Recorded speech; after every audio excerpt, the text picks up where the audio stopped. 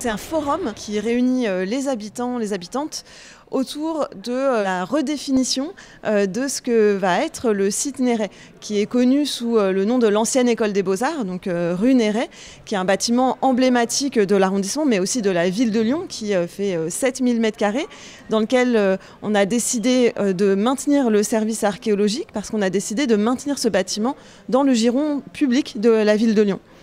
Et outre ce service archéologique, il y a des espaces dont on souhaite définir la destination. On a donné une ambition politique qui est de faire le lien entre le passé et l'avenir en proposant que les espaces vacants soient dédiés à un tiers-lieu de la transition écologique. Ce terme tiers-lieu, il est assez large, c'est un mot parapluie qui permet d'envisager une multiplicité d'activités qui sont publiques, privées, associatives et qui peuvent vraiment impulser une dynamique très forte. Et alors le but avec l'ouverture ce soir, c'est quoi? C'est un immense brainstorming citoyen? Qu'est-ce que vous en attendez? Exactement, je pense que la formule de remue-ménage citoyen, elle est très bonne. On attend que les habitants, les habitantes formulent leurs propositions, leurs idées, nous donnent leurs idées. On a déjà eu un certain nombre d'échanges. Il y a déjà eu deux réunions d'information sur le devenir du site Néret. On a annoncé qu'on stoppait le projet de vendre ce site qui était le projet de l'ancienne municipalité. On a annoncé qu'on y installait le service archéologique et on a donné des informations sur la structure du bâtiment, pourquoi les travaux étaient complexes, etc. Désormais, on entre dans la phase vraiment de concertation, de co-construction d'un lieu dont on veut que les habitants et les habitantes s'approprient le devenir. Qu'est-ce que vous entendez par un lieu pour développer des transitions ?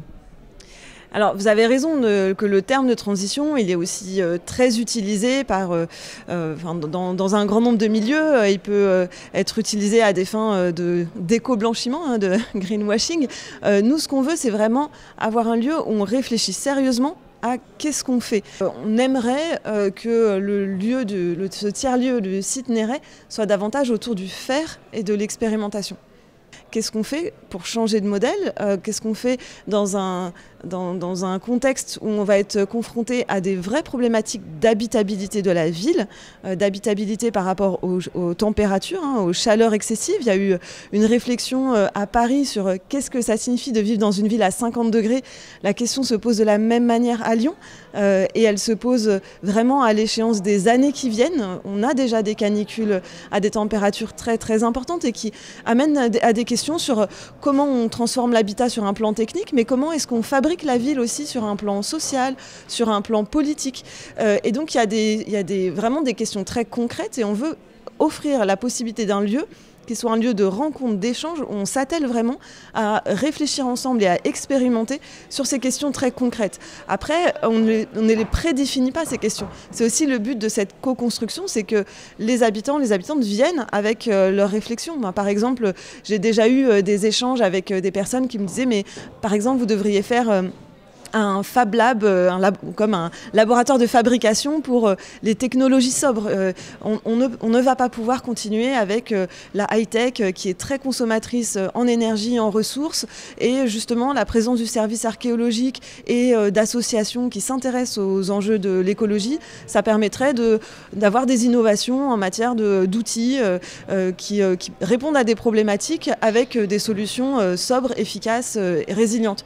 Voilà, ça c'est un exemple concret des habitants, dont les habitants m'ont parlé. Ce n'est pas des idées qu'on avait eues au départ et le but de ce temps de réflexion, c'est de pouvoir faire émerger justement ce type de proposition parce qu'il y a vraiment une dynamique d'intelligence collective à laquelle on croit profondément.